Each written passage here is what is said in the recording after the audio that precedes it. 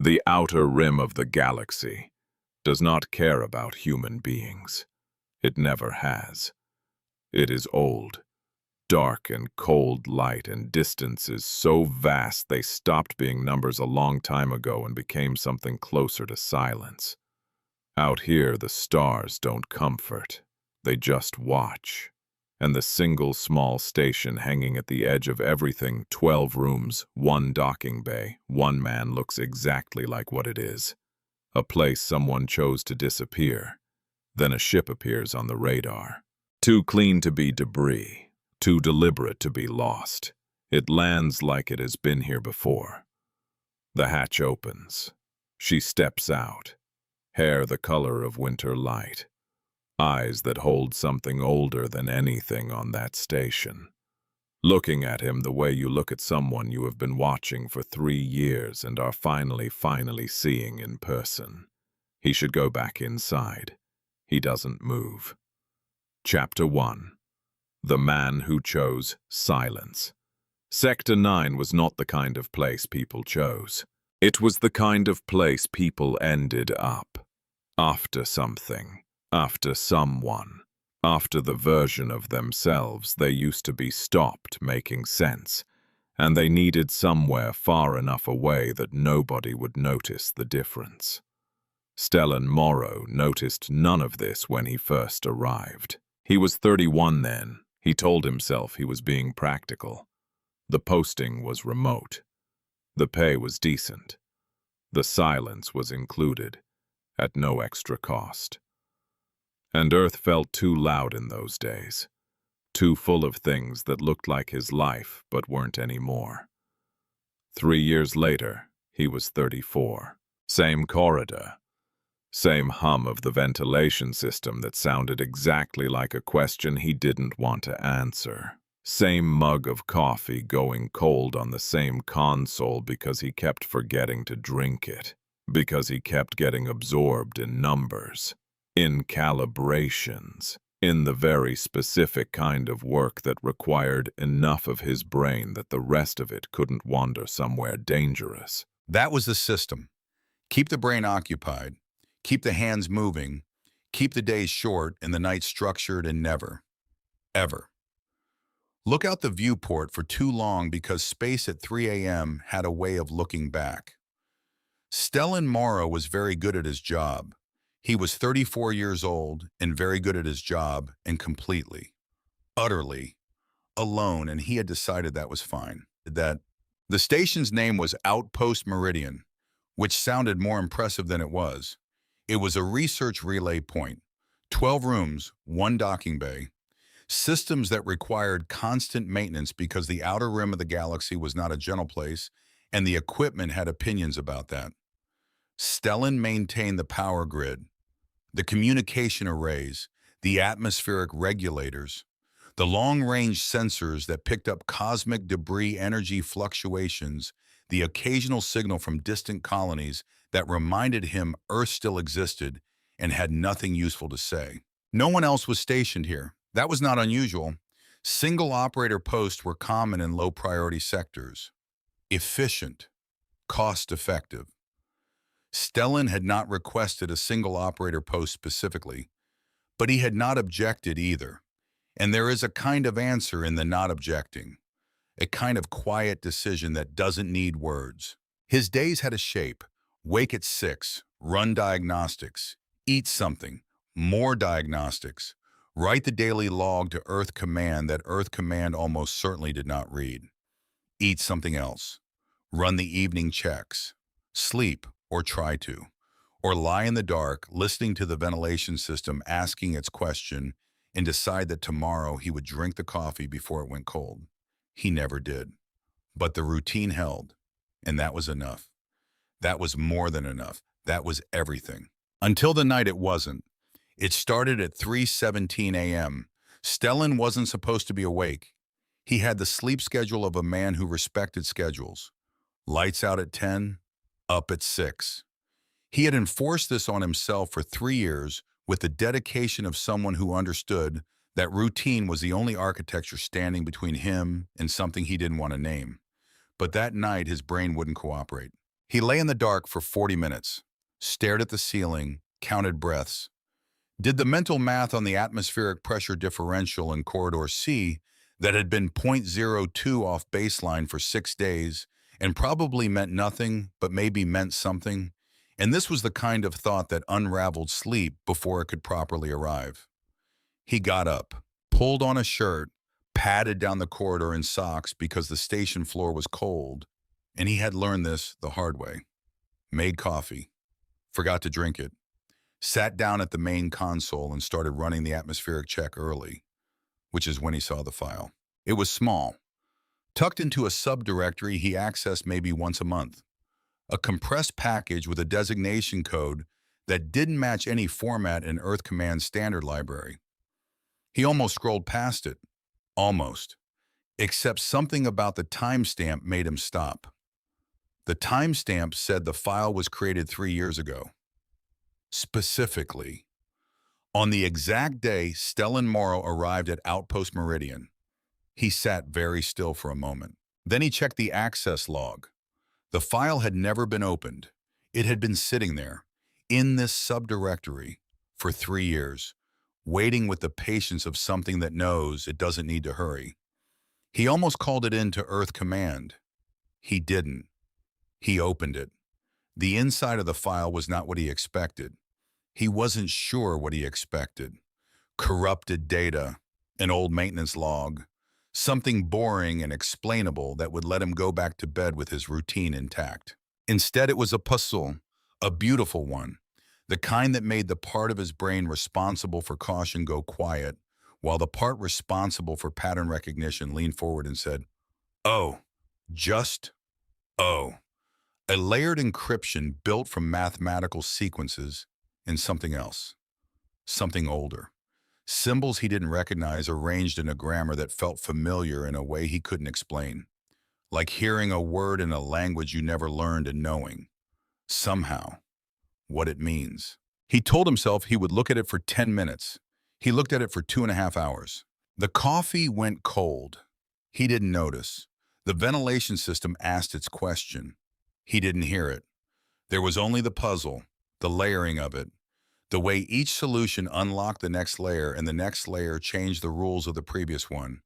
It was the most intricate thing he had ever encountered, and he had spent 3 years in the Outer Rim maintaining systems that required precision most people couldn't imagine. This was different. This required something he hadn't used in a long time. Not just logic, not just pattern recognition. Something that lived underneath those. Something quieter and more personal. The ability to sit with uncertainty, to not force the answer but to wait for it, to trust that if you stayed with the problem long enough, if you refused to leave it, the problem would eventually trust you back. He solved it at 5:52 a.m. The last layer opened. A single tone sounded from the console. Low, clear, not alarming, more like acknowledgement. The sound of something that had been waiting a long time finally recognizing that its wait was over. Stellan leaned back in his chair. He should have felt satisfied. Puzzles had always done that for him. The clean click of a solution falling into place. The small private victory of having stayed with something difficult until it stopped being impossible. Instead, he felt odd, like he had just signed something. He checked the communication log. No outgoing signal, no incoming message, nothing had been transmitted. The console showed no anomalies. Whatever had just happened had happened entirely within the station's internal systems. He pulled up the file's origin data, ran it 3 times because the first 2 results couldn't be right. The third confirmed it. The file was not in Earth Command's database, not in any satellite network, not in any colonial relay system. It had not been transmitted from any known source. According to every record that existed, this file did not exist. And yet, it had been on his console since the day he arrived. He didn't sleep. He ran every diagnostic he could think of. Checked for external intrusion. Checked the station's firewall logs. Checked the hardware for anomalies. Found nothing. The station was clean. The file was real. The file should not exist. At 7:43 a.m., he was sitting at the console with his fourth coffee. This one he actually drank. He was constructing a careful message to Earth Command that would explain the situation without making him sound unhinged when the long-range sensor blinked. Small contact, 300 kilometers out. Moving toward him, he almost classified it as debris. The outer rim was full of it, rock and metal and cosmic remnants that tumbled through the dark on trajectories that looked alarming, until you ran the numbers and realized they were just following physics and had no opinion about Outpost Meridian specifically. Except this contact had a trajectory too clean to be debris. He ran it again and again. Each time the numbers came back the same. Whatever this was, it was not following physics. It was using physics. There was a difference, a subtle one. The kind of person who spent 3 years watching the outer rim learned to recognize. Debris moved like something that didn't care where it ended up. This moved like something that knew exactly where it was going. Computer. Identify incoming object. Unidentified spacecraft. Classification unknown. Estimated arrival. 4 minutes. Stellan stood up. He had run emergency drills. He had prepared for this scenario in the abstract, clinical way that station engineers prepared for scenarios they privately believed would never happen. Unknown vessel, potential first contact.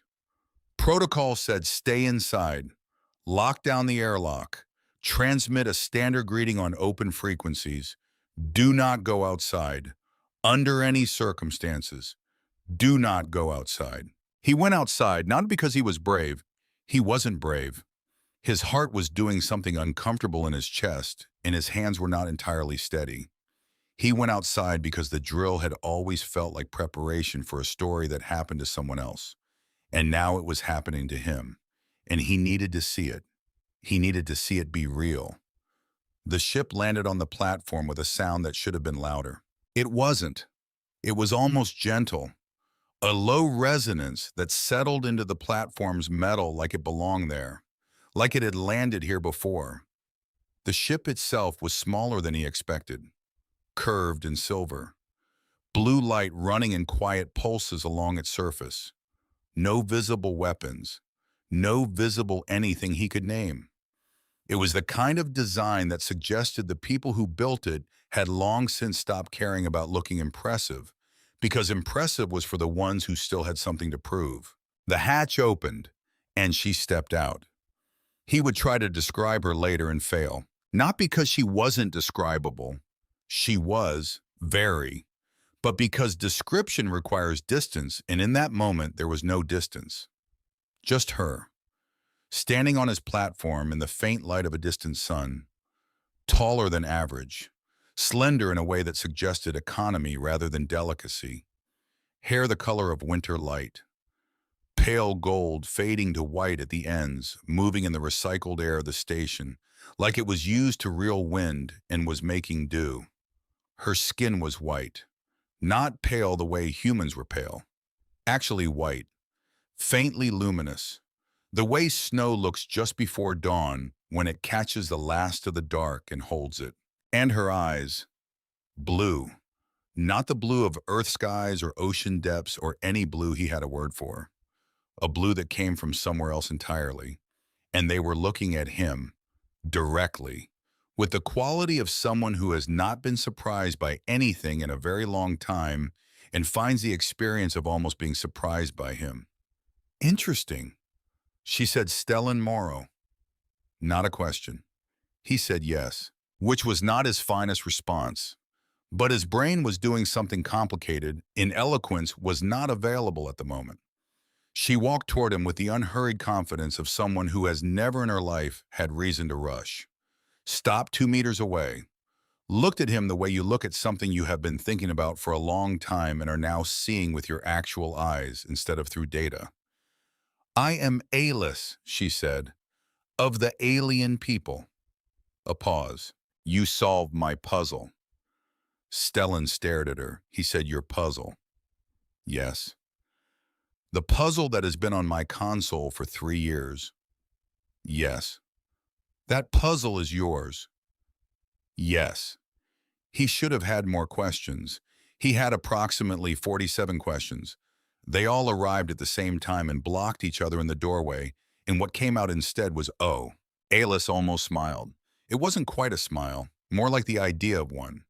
The shadow of something warmer passing over her face before she decided to keep it professional. By solving it, she said, "You have accepted the terms of the alien bonding tradition. You have demonstrated the qualities my people require in a companion. And so," she looked at him with those impossible blue eyes, "I am here." Stellan processed this. He processed it with the thoroughness of a man who had spent 3 years processing data that did not have emotional stakes and found that the skill did not transfer. "Companion," he said. "Yes." "For how long?" "For life." There it was. He opened his mouth, closed it, tried again. "I think there may have been a misunderstanding. I didn't know the puzzle was a thing. I didn't know it had terms. It was 3 a.m. I couldn't sleep. I needed something to do. I didn't know." "You knew it was not a standard file." "Well, yes. You opened it anyway." "Yes, but you spent 2.5 hours solving it. I didn't know it was going to—" "Stellan," she said his name like it was the end of the sentence. Not unkind, just final. "You chose to engage. The engagement constitutes acceptance among my people. This is ancient law." He looked at her. She looked at him. He said, "I need you to go back to your ship." "No. I'm asking you to—" "I understand you're asking. The answer is no."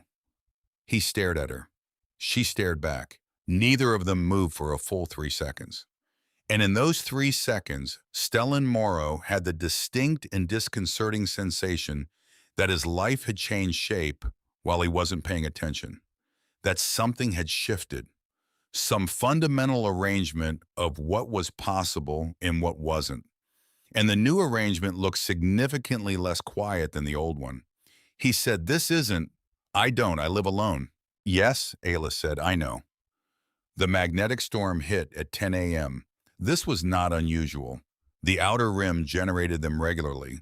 Storms of electromagnetic interference that could last anywhere from 6 hours to 2 days. They scrambled navigation. They made the station's external communication unreliable. They made leaving impossible until they passed. The timing was notable. Stellan did not say this out loud. He led Alice inside because leaving her on the platform in a magnetic storm was the kind of thing that felt wrong, even when the person you were leaving was an alien who had just shown up on your doorstep and announced she was your companion for life. Even then, some things were still just rude. She followed him through the airlock with the manner of someone touring a museum, looking at things, processing them, not commenting, which Stellan found more unsettling than if she'd said something. Silence from other people he could read. Their silences were usually about what they weren't comfortable saying. Her silence felt like observation. He showed her the secondary quarters, small, functional, a bunk, a desk, the kind of room that said the station was designed for solitude but had considered the possibility of a guest. Barely, and briefly. "You can use this room," he said, "until the storm passes. Then you need to leave." Alice looked at the room, looked at him. "I understand that's your preference," she said. "It's not a preference, it's what's happening." "Of course." Something about the way she said "of course" was deeply unsatisfying. Like agreeing without agreeing. Like the words meant yes, while the meaning underneath them was, "we'll see." He left her there and went back to the console. The day was supposed to be routine. Diagnostics, logs, the .02 atmospheric variance in quarter C that probably meant nothing. He pulled up his task list and worked through it with methodical focus. Except the focus wasn't quite there, because he was acutely aware that 40 meters down the corridor, there was someone else breathing the station's air, existing in the station's space, which hadn't happened in 3 years and felt loud, even when she wasn't making any sound. She appeared at noon. He was eating. a meal that technically qualified as lunch if you didn't think too hard about it. She sat down across from him without asking, which should have irritated him. Mostly it made him realize he had no chairs except the one he was sitting in, so she had clearly moved one from the secondary quarters, and the fact that she had done this without comment felt very A-list. She had a small container she had brought from her ship. She opened it. Whatever was inside smelled like nothing he could name. She ate it with the same composure she seemed to bring to everything. They ate in silence for a while. He broke first, which he knew he would because the silence between them was not the comfortable kind he'd spent 3 years building. This one had weight to it. "How long have you known about me?" She set down her container, looked at him without any apparent surprise at the question. 3 years, she said. He set down his fork. 3 years, he said. Yes. Since I arrived at this station? Yes. He thought about that. The file arriving the same day he did. The puzzle sitting there for 3 years. Waiting. You put the file there, he said. The day I arrived. Yes. And then you waited. 3 years. For me to open it. Yes. Why didn't you just contact me? Send a message, the normal way? She tilted her head slightly. Because I needed to know if you would engage with something difficult when there was no obvious reason to. No instruction, no reward, no explanation.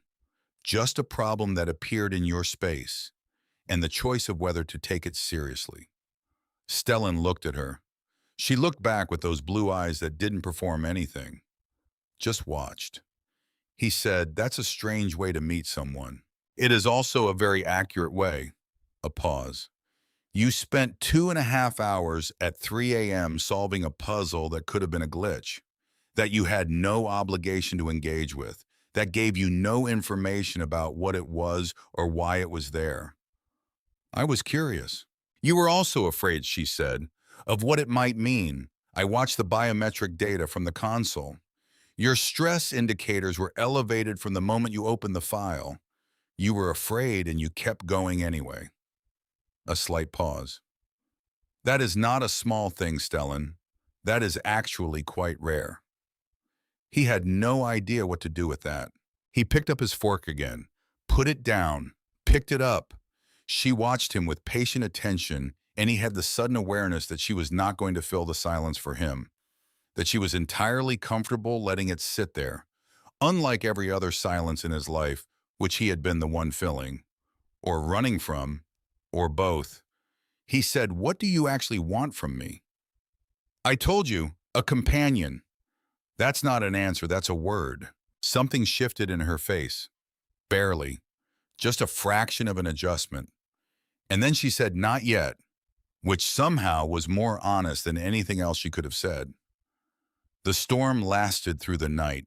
Stellan tried to sleep and failed with the thoroughness of a man who had always used silence as a sleeping aid and now had the wrong kind of silence.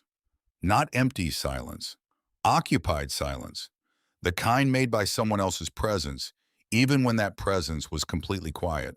He lay in the dark and thought about what she had said. You were afraid and you kept going anyway. He thought about when the last time someone had noticed that about him was. Noticed something about him that wasn't his work or his output, or whether the power grid was within acceptable parameters. He thought about the version of himself before Sector 9, before the long quiet that he had arranged so carefully around himself, like furniture in a room he didn't want anyone entering. He thought about the last person who had known him well enough to say something true about him. And then he stopped thinking about it because that path went somewhere dark and he had spent 3 years building detours. He got up at 2 a.m., made tea this time instead of coffee, sat at the console in the dark, just the low glow of the monitors, just the hum of the system. She was already there, sitting at the secondary console, not working on anything, just sitting, eyes open, looking at nothing, or looking at something he couldn't see. The blue of her eyes caught the monitor glow and held it in a way that was almost uncomfortable to witness. Like walking into a room and finding someone in the middle of a private grief. He almost went back to his quarters. Instead, he made 2 cups of tea, set one near her, sat down. She looked at the tea, then at him. "You can't sleep either," he said. "I don't sleep," she said. "Not the way you do. My people. It's different. We go quiet sometimes, but not absent." "So you were sitting here being quiet?" "Yes." He drank his tea. She did not touch hers, but after a moment she wrapped both hands around the mug. Like the warmth was the thing, not the drinking. It was 2 a.m. and he was having tea with an alien, and outside the station, a magnetic storm moved through the dark like weather with no particular grudge, just existing, the way most things existed, without meaning it personally. He said, "Tell me about your people." She looked at him. "You know about us," she said. "There are records." "I know what the records say. That's not the same as what you'd say." A pause, longer than her other pauses, like she was deciding something. "We are old," she said finally. "Older than your species by a considerable distance. We developed differently.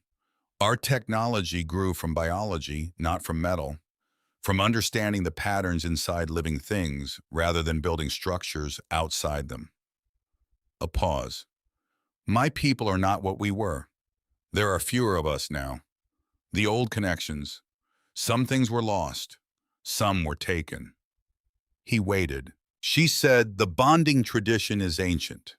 From when our people were larger, fuller, it was a way of creating bridges between the alien and other beings, other peoples, a recognition that isolation, even for a species like ours, is not sustainable." He looked at his tea. "Isolation is not sustainable." "No," she said, and something in the way she said it suggested she knew this from direct experience rather than theory. Stellan looked at her. She was looking at the viewport, at the storm moving through the dark. And for the first time since she arrived, she did not look composed. She looked tired, in the way that has nothing to do with sleep. The tired that lives further down than sleep can reach. She was over 200 years old. He remembered that. 200 years of whatever her life had been. He said, "Are you all right?" She turned to look at him, surprised, just for a second. Then it was gone. "Yes," she said. He didn't push. He drank his tea. She held her mug. The storm moved through the dark outside, and for maybe 20 minutes neither of them said anything. But the silence was different from the earlier one. This one felt less like a test, more like two people sitting at 2 a.m. because the night was long and being quiet near someone was easier than being quiet alone. He was almost getting used to her being there when she said, "You have not asked the question you most want to ask." He looked at her. "What question?" She met his eyes. "Why you, specifically, out of everyone in this galaxy? Why did my puzzle find its way to your console?" He set down his mug. Because he had been not asking that question for approximately 16 hours. He had been asking smaller questions, safer ones. This one he had been avoiding with the practiced efficiency of someone who had spent 3 years avoiding the important ones. "All right," he said. "Why me?" She looked at him for a long moment. "Because," she said, "of what you do when you are in pain." The ventilation system hummed. Most beings, she said, when they suffer, they change, they harden, or they collapse, or they become angry in a direction, at something, at someone. Pain tends to narrow the way a person relates to the world around them. She paused. "You lost someone 3 years ago. You came here because the grief was more than you knew how to carry where people could see you. I know this. I watched your data for 3 years, and I could see it in everything. The way your logs are precise, but never warm. The way you do your work correctly, but never in a way that suggests you believe it matters. The way you have built a life that keeps you alive without requiring you to feel that being alive is worthwhile." He was very still. "And yet," she said, "you are kind, still, to the equipment you maintain, to the protocols you follow, to the small things. When the backup generator failed 8 months ago, you spent 4 hours on it, even though a temporary patch would have been acceptable and no one would have checked. You fixed it properly because it was the right thing. Because somewhere underneath all the silence, you still care about things being done correctly, being good. Stellan looked at the table. You did not become cruel, she said. You became distant, but not cruel. And in my experience across 200 years and a number of species I'm unwilling to recount, that is genuinely unusual. Pain usually teaches people to protect themselves by hurting less, or hurting others. You just went quiet and kept your decency intact. He didn't say anything, because there wasn't anything to say, or there was too much and it was all backed up somewhere behind his sternum, pressing outward, and he was 34 years old and a systems engineer at the edge of the known galaxy, and he was not going to fall apart in front of an alien at 2 a.m. just because she said something true. He said, "You still should have asked me." A pause. "Yes," she said, "I should have." It was the first time she had said that, without deflection, without redirection. Just yes, I should have. And it sat in the room between them with the weight of an honest thing. The storm moved outside. The station hummed. He didn't tell her to go back to her quarters. She didn't offer to. They sat there until something that wasn't quite morning made the monitors a slightly different color. And when he finally went to sleep, he slept, which had not happened easily in 3 years. And he didn't think too hard about why. The alarm hit at 7:42 a.m. Not a weather alarm, not an atmospheric alert. The other kind, the one that had its own tone, the one that lived 3 registers lower in the chest than the regular warnings, the one that said something is approaching and it knows you're here. Stellan was awake and at the console in 30 seconds. 5 contacts, fast, formation pattern, the kind of formation pattern that was not accidental. Alis was already standing behind him. "How long?" she said. 8 minutes, maybe less. These aren't debris signatures, they're coordinated. "No," she said. Her voice had changed. Still calm, but with something underneath now, something that had edges. "They are not debris." He turned to look at her. Her face was different. Not afraid. Alis did not appear to experience fear in any way he recognized. But there was something present that hadn't been there at 2 a.m. A quality of readiness, like watching someone who had been resting remember what they actually were. "Sovereign drones," she said. "They detected my arrival. My energy signature entering this sector triggered their patrol protocols." He looked back at the console. "How large?" "Class 4 reconnaissance, modified, heavier shielding than standard." A pause. "This is not a casual flyby. They came for something specific." He looked at her. She looked back. And in her eyes, in the blue that caught the alarm light and held it, he saw her deciding something. The fraction of a second where she weighed what to say against what to withhold. She said, "Prepare the station's defense systems." "Alis, I will explain everything after." "How about you explain now and we—" The first drone hit the outer hull. Not a full impact. A grazing blow. Testing. Checking the structural integrity. Looking for weak points. Smart. Which was worse than a direct assault in ways that took Stellan approximately 1 second to calculate. "Defense systems," she said again. He moved.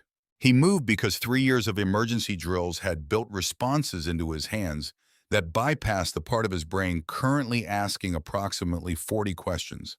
He moved because his fingers knew the sequence for activating the plasma turrets and the energy deflectors and the backup power reroute, and they did it without needing him to decide. Behind him, he heard a sound he had no reference for. He turned. Alis had moved to the center of the room. Her eyes were brighter, not metaphorically, literally.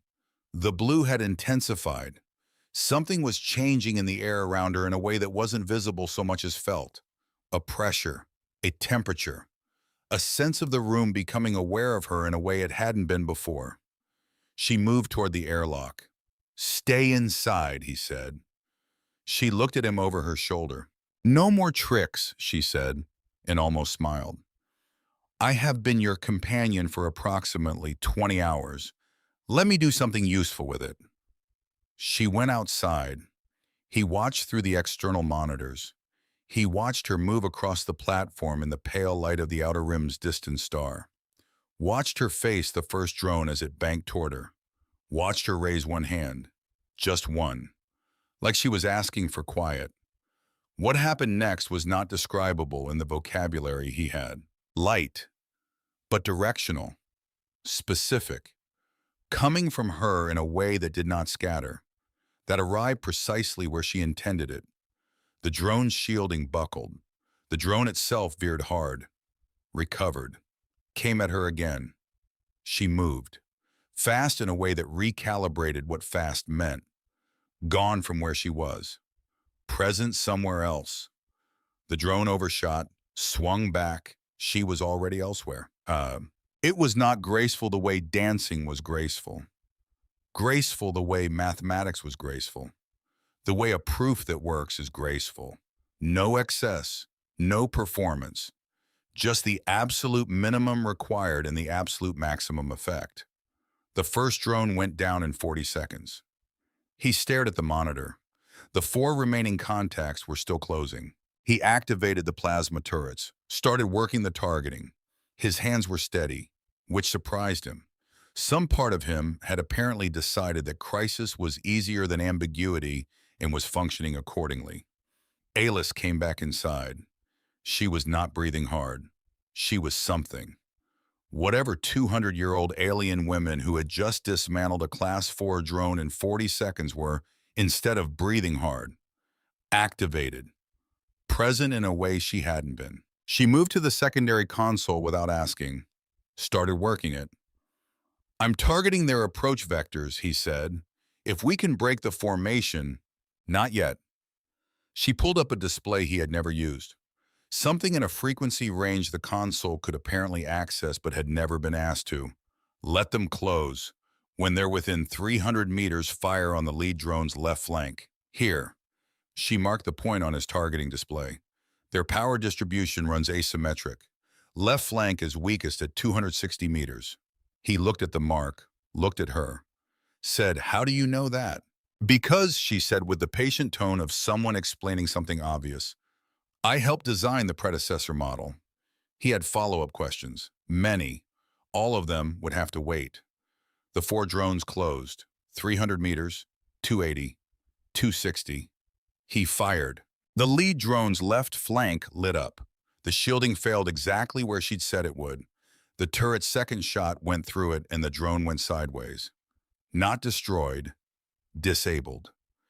The other 3 drones broke formation, recalculating. "Good," she said. And then she said, "Now." And her hands moved across the secondary console in a sequence he couldn't follow, and the station's systems did something he had not known they could do. The fight lasted 11 minutes. At the end of it, 3 drones were down and 1 was retreating, which Alice let go, which told him something. She made a choice to let it retreat, which meant she was thinking about what happened after, what signals that retreating drone would carry, what it would tell whoever sent it. The station was intact. Corridor C had taken a glancing hit. The atmospheric variance had graduated from 0.02 to 0.14, which was now a problem requiring actual attention. The port turret needed recalibration. The energy deflectors had used 60% of their reserves. He ran the damage assessment in silence. Alice stood by the viewport, looking at the dark where the retreating drone had disappeared, still bright around the edges, still carrying that quality of heightened presence that came with being whatever she actually was under the composed exterior. Stellan finished the assessment, set it aside, said, "They came because of you." She didn't turn. "Yes," she said, "because you entered this sector." "Yes."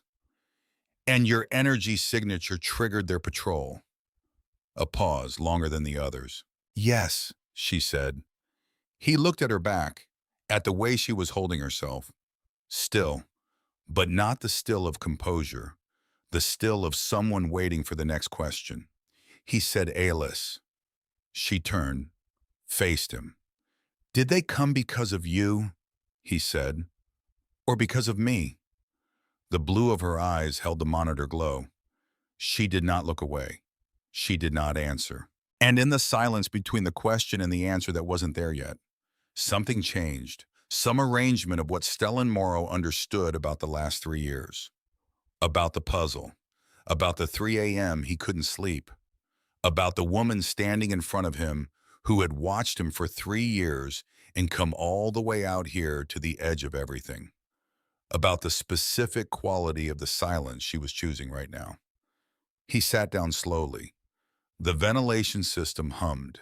Outside, the outer rim stretched away into the dark, old and enormous, and not even slightly interested in what happened to one small outpost at its edge. He waited. She would tell him. He understood somehow with a certainty he couldn't explain that she would tell him. But not yet. Not until she decided what the telling would cost, and whether she was willing to pay it. Chapter 2. The weight of what she knew. He gave her 1 hour. 1 hour to explain. 1 hour before he started asking the questions she hadn't answered. 1 hour because the station needed damage assessment and Corridor C needed actual attention now, and because some part of him understood that demanding answers from someone at the exact moment adrenaline was still doing things to both of their nervous systems was not how you got honest ones. So he fixed Corridor C. He recalibrated the port turret. He ran the deflector recharge sequence. He checked the hull integrity on the starboard side where the first drone had grazed them. He did all of this with the focused mechanical attention of a man who had spent 3 years turning work into a coping strategy and was now discovering that coping strategies had a load limit. She helped. He hadn't asked her to. She simply appeared at his shoulder when he was halfway through the turret recalibration and started working the secondary coupling without being told where it was. Which meant she knew the station's systems, which meant she had studied them, which meant that the 3 years she had spent watching his biometric data through the console sensors had apparently also included learning how his equipment functioned. He filed this under things to address later and kept working. They worked in silence for 40 minutes. Efficient silence. The kind that builds between people who have discovered they have compatible rhythms without meaning to. He reached for something, and she had already moved it into reach. She started a sequence, and he completed the next step before she had to ask. It was unsettling. How quickly it felt natural. Like his hands had learned her logic before his brain caught up. He did not comment on this. She did not comment on this. At the 53-minute mark, he set down his tools, washed his hands at the utility sink, made coffee because the situation required it, put 2 mugs on the console, sat down. She sat across from him. He said, "They came because of me." Not a question this time. A statement. Placed between them like an object. Take it or leave it. She looked at the coffee mug, then at him. "Yes," she said. "The puzzle. When I solved it. Something happened." "Yes." "Something that Sovereign detected." "Yes." A pause. "When you solved the final layer, the resonance frequency it produced, it's ancient, alien. Sovereign has been monitoring for that frequency for decades. They cataloged it as a threat signal when it activated from an unregistered location." She paused. "They responded accordingly." He looked at his coffee. "So," he said, "the moment I finished that puzzle, I became a target." "Yes." "And you knew that would happen." The silence this time had a different texture. "Yes," she said. He nodded slowly, like he was receiving information that confirmed something he'd already calculated. Which he was. He was very good at calculations. He had been running this one since the retreating drone disappeared into the dark. "You knew," he said, "that the moment I solved it, Sovereign would flag me, come for me. And you came here anyway. You put the puzzle here anyway." "Yes." Why? She looked at him directly. Because I believed you could survive it. That's not an answer. It is an answer. It's not a good enough one. She was quiet. He stood up, walked to the viewport. The outer rim stretched out there in all its enormous indifference. Old dark and cold light, and the kind of distance that made human problems feel appropriately small. He usually found this comforting. Right now it wasn't doing anything useful, he said without turning around. If you had asked me before, if you had found a way to contact me, to tell me what the puzzle was, what solving it would mean, to ask me if I was willing. He stopped, started again. If you had asked me, what do you think I would have said? Behind him. Silence, then, no. Right, he said. No, that's what I would have said. No, thank you. I'm not interested in being anyone's anything. I came out here to be left alone, and I would like to continue being left alone. And please take your ancient bonding tradition back to wherever it came from and have a good journey. He turned around. She was watching him, both hands around the coffee mug, not drinking, just holding. That he said is what I would have said. Yes, she said, I know. And you came anyway. Yes. So you made the decision for me. She didn't look away. I made a decision about you. Yes. I chose to believe that what you were capable of mattered more than your certainty that you weren't capable of it. A pause. I was wrong to not tell you. I know that. I am not going to tell you I wasn't. But I am also not going to pretend the alternative was better, because the alternative was leaving you here, alone, for however many more years, until the quiet finished what the grief started. He stared at her. She stared back. The ventilation system made it sound. He said, you don't get to decide that. No, she said. I don't. What you did was wrong. She said it cleanly. No hedging. What I did was wrong. I should have found a way to ask. I chose expediency over your right to choose. And I am telling you this directly because you deserve directness, not because I expect it to fix anything. Stellan looked at the ceiling for a moment, because he needed somewhere to look that wasn't her face, which was doing something he didn't have good language for. Composed and genuinely sorry at the same time. The expression of someone who has done a wrong thing for reasons they still believe in and is not trying to hide either of those facts. He had prepared somewhere in the back of his mind during the 40 minutes of repair work for her to justify it, to explain it away, to give him a version of the story where what she'd done made perfect sense, and his objection to it was the misunderstanding. She hadn't done that. He didn't know what to do with someone who didn't do that. He sat back down, drank his coffee. It was getting cold. He drank it anyway. What else? He said. She looked at him. What else? He said again. What else haven't you told me? Let's do it all at once. A pause. The puzzle didn't just mark you for sovereign, she said. It also activated something in you. He waited. My people's technology, she said slowly, is biological in origin. It responds to specific genetic and neurological signatures. It is not something that can be learned or faked. Either the system recognizes you, or it doesn't. A pause. It should not recognize you. You are human. You have no alien biology, no alien neurological markers. There is no documented mechanism by which you should be compatible. Stellan looked at her. Should, he said. Should. But I watched you work this morning, she said. You worked the station systems during the fight with an efficiency that was not human standard, not by a significant margin. You made 3 adjustments in the first 4 minutes that no human engineer should have been able to make at that speed, under those conditions. She looked at her hands, then at him, and I need to show you something. She reached into her jacket, pulled out a small device, slim, silver gray. It sat flat in her palm and looked like nothing, like a very elegant nothing. She set it on the console between them. Don't touch it yet, she said.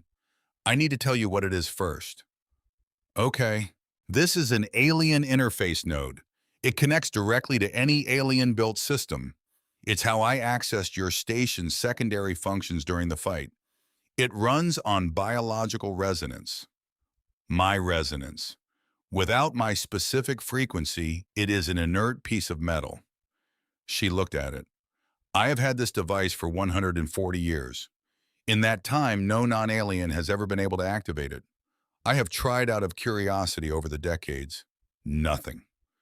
Stellan looked at the device. Small, flat, unremarkable. Touch it, she said.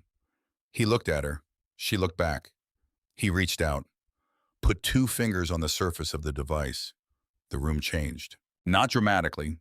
Not the way things changed in stories where the chosen one touches the magic object and light fills the sky and everything becomes significant. More subtle than that and more profound. A hum. Felt rather than heard. Like the device had been a held breath and was now not. Like something had recognized something and relaxed into it. The surface under his fingers warmed. Lit faintly.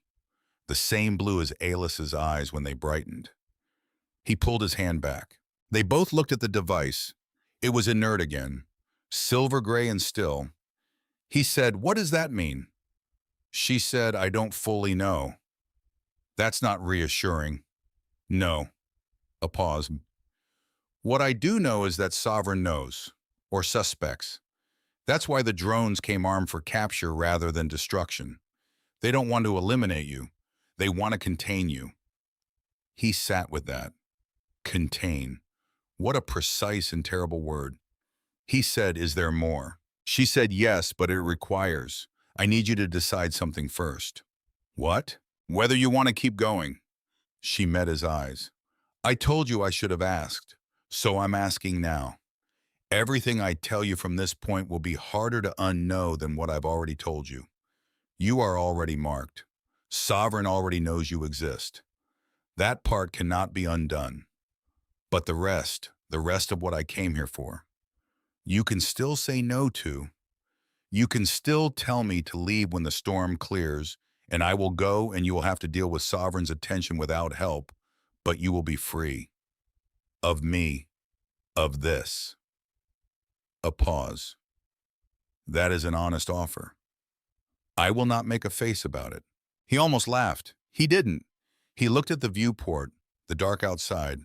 3 years of mornings that looked the same as this morning, except this morning had combat drone debris drifting in the outer atmosphere and an alien woman sitting across from him, offering him the exit she hadn't offered when it would have been easier. He said, "Tell me the rest." She told him about the Orion.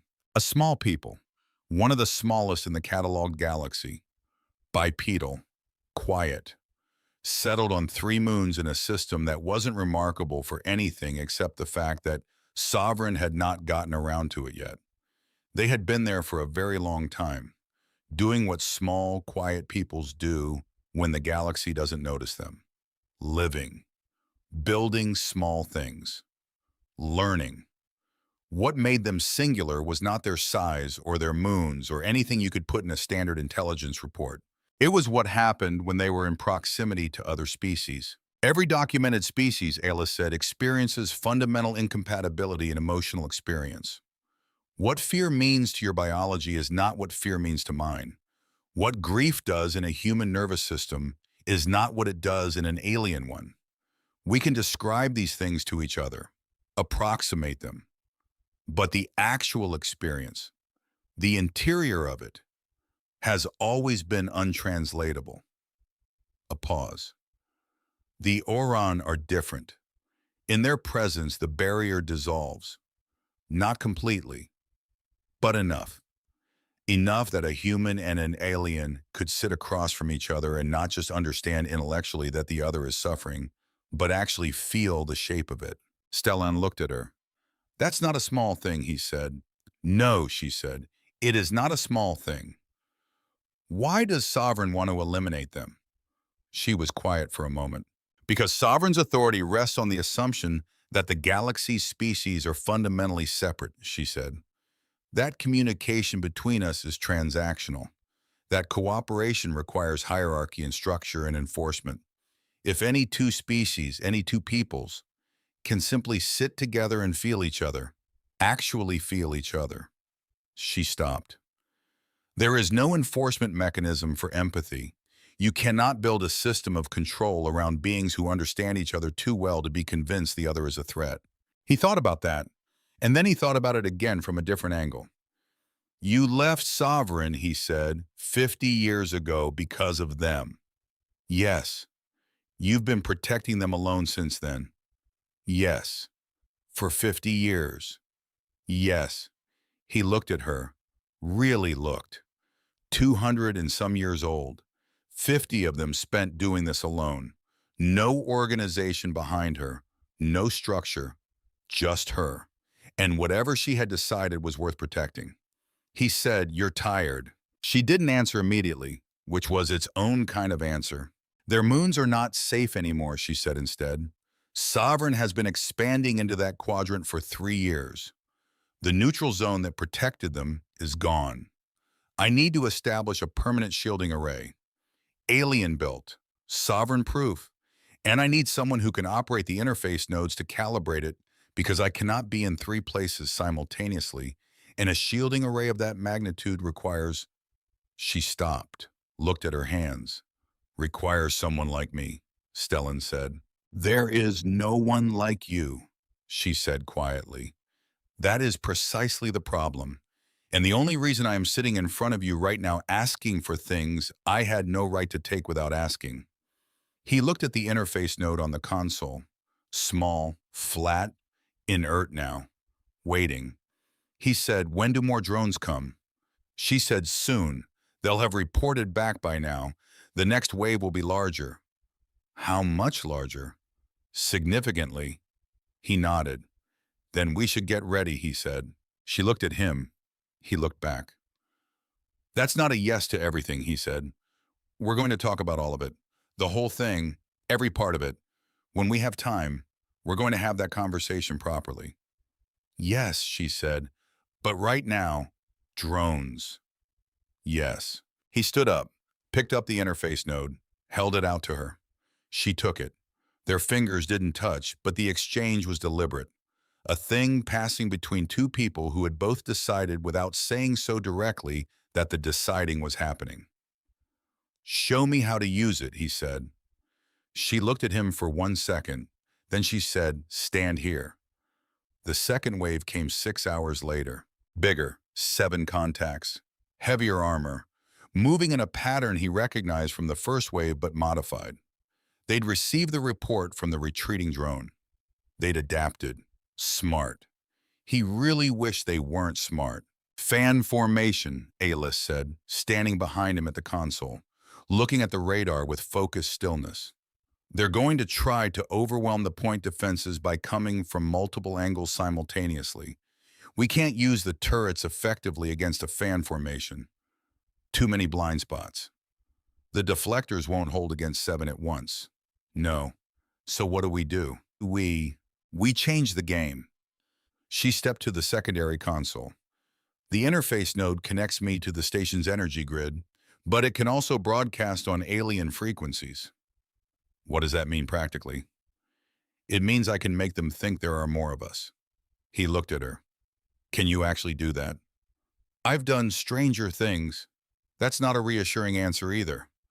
I'm noticing, she said calmly, that you find a lot of my answers unreassuring. Because a lot of your answers... The first drone fired, the hull shook, not a grazing blow this time, a direct test of the starboard deflector, which held. But the readings dropped 17% in one impact. 6 more of those and they had a serious problem. He moved. The targeting system, the power reroute, the sequence his hands had run in drills 100 times. Except this time, Alis was also moving. Across the secondary console, the interface node in one hand, her other hand moving across the panels in that sequence he couldn't follow. Fast, precise, without looking down. The station systems responded to her in ways that were not in any manual he'd ever read. The radar display shifted. The contacts on the screen multiplied. 7 became 14. 14 became 20. The drone formation hesitated, broke pattern, recalibrated. "They're confused," he said. Briefly. How briefly? Long enough. He targeted the lead drone, left flank, 260 meters. He knew the distance now. He knew the angle. He fired. The drone's shielding buckled. He fired again. Down. "The next two," Ayla said, "coming from port side, 90-degree arc. They'll try to flank while you're focused on starboard." He swung the targeting around. Found them. The angle was bad. Too much station structure in the way for a clean shot. "I can't get a clean line." "Then don't use the turrets." She didn't look up from the secondary console. "Use the emergency beacon array." He stared at her. The emergency beacon array is for distress signals. It's also an extremely powerful directional transmitter. "That's not what it's, Stellan." He pulled up the beacon array, boosted the output to maximum, directed the transmission burst toward the two approaching contacts at point-blank equivalent frequency. The effect was immediate. The drone systems went haywire. Not destroyed, disoriented. Their navigation stuttered. One veered hard into the other. Not a collision, but close enough to push both off approach vector. "Now," she said. He swung the turrets back, both of them. Overlapping fire. Hit the first drone in the thruster array. Hit the second in the sensor cluster. Both down. 3 down. 4 left.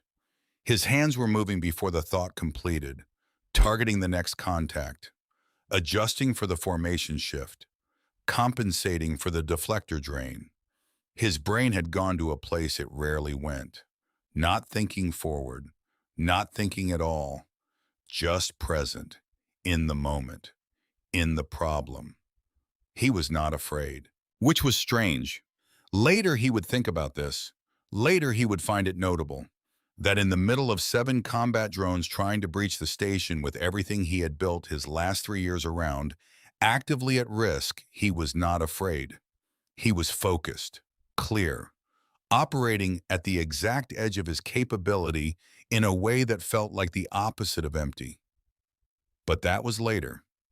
Right now, 4 drones. "The energy node," Ayla said. Her voice was different, still controlled, but something underneath it. An edge. "The station's grid is going to fail within 3 contacts. We need a different power source." "We don't have one." "Yes, we do." He looked at her. She was already reaching into her jacket. A second node, different from the first. Larger, dark gray with something moving inside it. Like liquid. Like light trying to be liquid. "This connects my own energy reserve directly to the grid," she said. "It will give us approximately 4 minutes of full power. Weapons, deflectors, full broadcast." He said, "What does it cost you?" She looked at him, and in that look he saw her calculate whether to tell him the truth. She chose truth. "It will put me down for several hours. I'll be functional, but not useful in a combat sense. So if it doesn't work in 4 minutes, then we'll need a different plan. And if there is no different plan, then," she said with the composure of someone who has lived long enough to look at bad odds without blinking, "we will improvise." She placed the note on the console. He looked at it. Then he reached past her and picked it up. She went very still. He turned it over in his hands. It was heavier than it looked. It did not respond to him the way the first one had. No warmth, no hum, just cool and complex in his palm. "Show me," he said. "That node is not compatible with—" "You said the interface node activated when I touched it." "Yes, but that node is different. It connects to ye." "Show me." She stopped, looked at him, really looked, with an expression he hadn't seen on her face before. Not the composed observation, not the careful warmth. Something rawer than that. Someone who had been carrying something very heavy for a very long time and was being offered help by a person they weren't sure they were allowed to trust with it. She said, "If it doesn't work, then we use your plan." Stellan, ALS. He said her name the way she had once said his, like the end of a sentence. Not unkind. "Show me." She showed him. The interface was unlike anything in his training, but his hands moved through it, slowly at first, then faster. The node warmed, not the faint recognition of the first one, something larger, more sustained, like standing next to a generator that had decided to include him in its circuit. The station's systems lit up, all of them, simultaneously. Power readings climbing past standard maximum, past emergency maximum, past the threshold his training said was the absolute ceiling, still climbing. He heard Alice exhale behind him, just once. The sound of someone setting down something they'd been carrying for a while. "Direct the turret fire," she said, and her voice was quieter now, concentrated. "Simultaneously, all 4 contacts, you can hold it. For 3 minutes, maybe 4. He held it, his hands on the node, his eyes on the targeting display, his brain in that clear, sharp place where there was only the problem and the solution and the distance between them. He fired, all 4 turrets, sequencing so fast the shots overlapped on the display. The 4 remaining drones broke formation. 2 went for evasive patterns. He followed them, not by calculation, by something else. Something that knew where they were going before they got there. The first evasive drone went down in 40 seconds. The second in 30. The third tried to ram the station directly. He hit it at 200 meters. The explosion shook the hull. The fourth turned and ran. He let it. He pulled his hands off the node. The station systems dropped back to normal levels. The power readings settled. The turrets went quiet. His hands were shaking. He noticed this with the distant interest of someone observing a phenomenon they don't fully understand. They hadn't shaken during the fight. They were shaking now, which made no logical sense, except that the body sometimes holds its fear until it's sure the fear is finished. He breathed. Alice was at the secondary console, still upright, still present, but something had gone out of her. Not her composure, more fundamental than that. The quality of aliveness that had been heightened during the fight was lower, quieter, like a fire banked to coals. She said, "You did that." He said, "We did that." A pause. "No," she said. "What you just did with that node, that was not something I could have predicted." He looked at her. "Is that a problem?" She looked at him, and something crossed her face that he had no name for. Not in any of his 3 languages, not in any emotional vocabulary he'd built across 34 years. Something that started in surprise and moved through several territories and came to rest in a place that looked like relief, except more than relief. The relief of someone who has been worried about something for a very long time and has just discovered the worry was wrong. Not because the danger was smaller than they thought, but because the help was larger. "No," she said softly. "It's not a problem." He nodded, turned back to the console, started the damage assessment. Because the station needed it.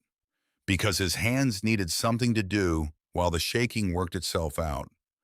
Because the system still required attention regardless of what had just happened. And Stellan Morrow had spent 3 years being the person who attended to things. She sat down, not at a console, just in the nearest chair, which for Alice was notable because Alice did not simply sit. She occupied spaces with intention. This looked like resting. Actual resting. He worked, she rested. The station hummed around them. After maybe 20 minutes, he said, "The Orin." She looked up. "Tell me more about them," he said. "What they're like. The people themselves." She was quiet for a moment. Then she said, "Small, physically small. Most of them come to about here on me. She indicated somewhere around her collarbone. Their color shifts with their mood, not dramatically, subtly, like the light changes in a room when someone walks in. A pause. They are very gentle. They have a word in their language. It doesn't translate exactly. The closest is something like the act of being willing to be changed by another person's experience.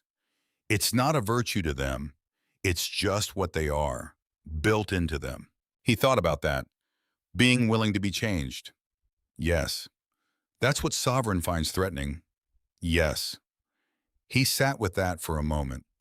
The specific cruelty of it. A people whose most fundamental quality was openness, and a system that looked at openness and saw something that needed to be destroyed before it spread. He said, "We're going to protect them."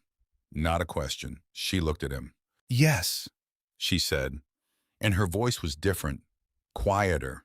Something in it he was beginning to recognize. The sound of Alice being genuine, without the layer of careful composure that lived on top.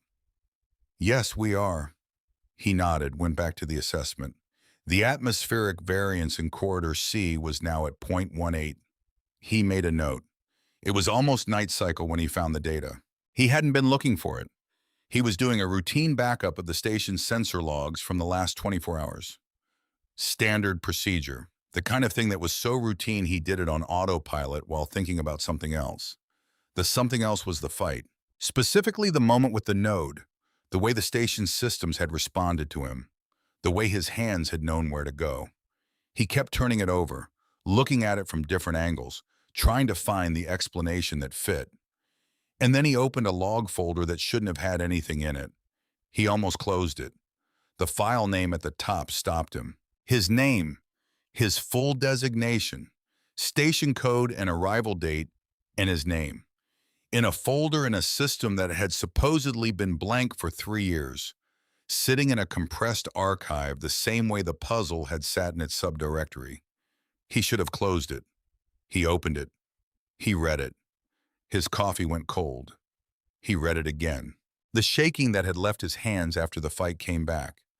Different this time. Slower. More deliberate. The kind that doesn't come from adrenaline. That comes from the body understanding something the mind is still catching up to. The archive was her notes. 3 years of them. Observations, data, analysis, but also in places actual notes. The kind that didn't look like a report. That looked like a person thinking on paper. About him, about what she saw in him, about the particular weight of his silences and what they contained. About the way he never threw anything away, about the version of him she was watching from the data, and the version of him she suspected existed underneath it. All of it was remarkable, in the way that is not entirely comfortable. To discover you have been seen that clearly by someone you had not agreed to be seen by. But it wasn't the notes that made his hand shake. It was the section dated 3 years ago, the one written before she placed the puzzle. Titled in her precise style that he was apparently now familiar with assessment, Risk to Subject. He read it slowly, once, then once more. She had known. Before she placed the puzzle, she had written out exactly what would happen, the moment he solved it, the sovereign flag, the response time, the threat level, the fact that he would be marked, the fact that he would be a target. She had calculated all of it with the thoroughness of a person who had spent 50 years understanding how Sovereign operated. And then she had placed the puzzle anyway. She had known, and she had chosen, without asking him, without telling him, without giving him any version of the choice. She had decided. He sat there for a long time. He sat there until the cold of the coffee was no longer new but established fact. Until the station had cycled fully into night lighting and the monitors cast their blue-white glow across the room. Until the ventilation system had asked its question so many times it stopped being a question and became just sound. He heard her come in. She moved quietly, as always, but he had spent enough hours around her now to recognize the cadence of her presence. She stopped when she saw his face. He said, "I found your archive." A pause. He could hear her process this. She said, "How much did you read?" "The risk assessment," he said. "The one you wrote before you placed the puzzle." Silence. He turned around in his chair. She was standing in the doorway, still, arms at her sides, her face doing something complicated. Not guilty, not defensive, something more honest than either. He said, "You knew I would be marked." "Yes." "You knew what level of response Sovereign would send." "Yes." "You knew all of it before you placed it. You calculated all of it." "Yes." "And you did it anyway." She said, "Yes." The single syllable sat in the room. He looked at her. She looked at him. He said, "I already told you that you should have asked." "Yes." "I already told you that what you did was wrong." "Yes." "And you agreed." "I did." "And you meant it." "Yes." A pause, not evasive, just careful. "And I would do it again." He stared at her. "Not the same way," she said quickly. "I would tell you. I would find a way to tell you what it meant, to give you the information you deserved. But," she stopped, "I would not have left you there, Stellan. I would not have made a different choice about coming here. About you." A pause. "I cannot apologize for believing in you when you were not able to believe in yourself. I can apologize for the way I did it. I do apologize for that, genuinely, but not for the underlying, not for the belief." He stood up, walked to the viewport, stood there with his back to her and his hands in his pockets, and the outer rim spread out in front of him like the same question it always asked, but in a different voice tonight. He thought about his mother, who had believed in him through everything and never made it feel like a weight. He thought about how easy that had seemed, how much work that must have actually taken. To believe in someone without making the belief a claim on them. He thought about 3 years of building a silence so complete nothing could reach him. In a puzzle, sitting in a subdirectory for 3 years, waiting for the night he couldn't sleep. He said without turning around, "The 3 a.m. I solved it." "Yes." "Was that you? Did you do something to make me not sleep?" "No," she said, and it was immediate, no hesitation. "No, that was you. That was entirely you. I don't have that capability, and I would not have used it if I did." A pause. "You couldn't sleep because you were you, because your brain doesn't rest, because the night gets long and the quiet gets loud. I know that. I watched it for 3 years, but I did not create it. I only left a puzzle where you might find it." He turned around. She was still in the doorway. She had not moved, had not come closer, which he was noticing, that she was not pushing into the space, that she was waiting, on the threshold, letting him decide the distance. He said, "You are the most infuriating person I have ever met." She said, "I am aware. You are also." He stopped. She waited. "You were right," he said, "about me, about what I was doing here, about the quiet and what it was covering." He looked at the floor, looked back up. "I don't know if that makes any of the rest of it acceptable. I don't know if I've decided that yet." "You don't have to decide it yet," she said. "But I'm asking anyway, what happens next? Specifically." She looked at him carefully. "Sovereign will send a commander, not drones this time. Drones are for reconnaissance and initial response. What we did today, destroying 6 of 7 contacts. That will get attention." A pause. "A commander means direct negotiation, or direct threat, or both. When? Days, maybe less." He nodded. "And the Orin," he said, "their situation becomes more urgent with every day Sovereign expands." He nodded again, looked at his hands. They were steady now. He said, "I haven't agreed to everything." "I know. We're still having the conversation." "Yes. But we need to prepare for the commander, for whatever comes next." "Yes." He looked at her, standing in the doorway, waiting. over 200 years old, 50 of them spent on this, tired in a way that lives further down than sleep can reach. And still here, still standing in a doorframe at the edge of the known galaxy, asking if she could come in. He said, "You should come in. It's cold out there in the corridor." She looked at him. He looked back. The station hummed. She came in. Chapter 3, The Weight of a Kept Promise. He didn't sleep, not because of the ventilation system, not because of the grief that lived in the walls of his own head, because something had shifted in the station, in himself. Something that required more processing than his unconscious mind could do quietly in the dark. He lay in his bunk and stared at the ceiling and thought about the archive. 3 years of notes, her style of writing, which was precise and economical, and then in places not. Places where the precision broke down and something else came through. Something that read like a person talking to themselves when they thought no one was listening. He had read those parts more than once. He wasn't sure what to do with them.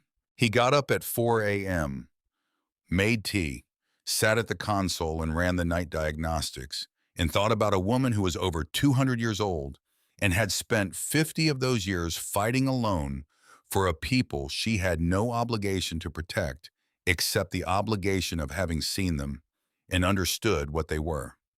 He thought about what that kind of sustained commitment looked like from the inside.